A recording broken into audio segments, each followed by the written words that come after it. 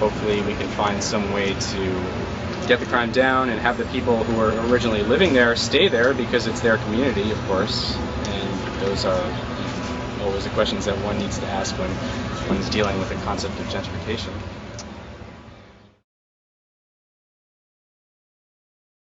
It's become too expensive, and it's just sort of become a place to make money.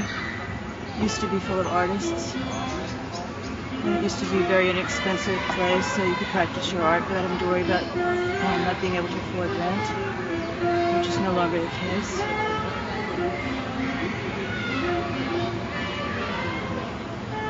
I mean, this is the neighborhood where CBGB's was, where the whole punk rock thing started.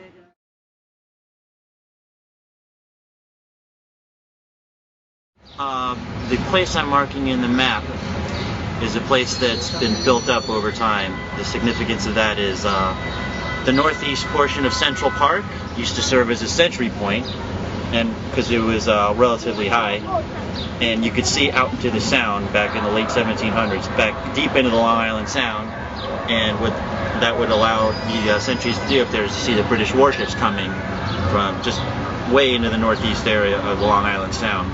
But over time, this whole area has been built up, buildings, neighborhoods been coming up, so now you can't see into the Sound anymore. Not that we have to worry about British warships, but that's the significance. There's a lot of history in New York.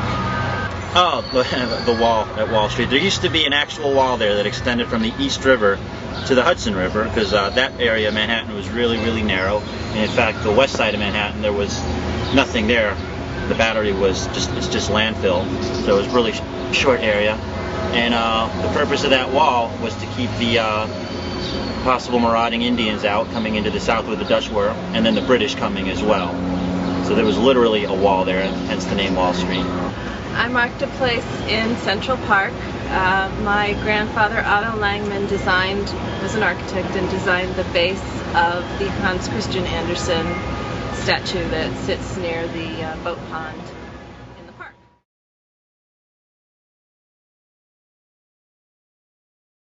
I have marked a spot on the mall in Central Park underneath the Great American Elms. A few years ago, it was right before Christmas time, and I was going through a really rough patch in my life, and I had been walking through the park and doing some walking meditation and trying to figure out an answer to what was troubling me at the time. And I came across these two men who were sitting on a park bench on the mall, and they had a chair set up, and underneath it was a sign that said free advice.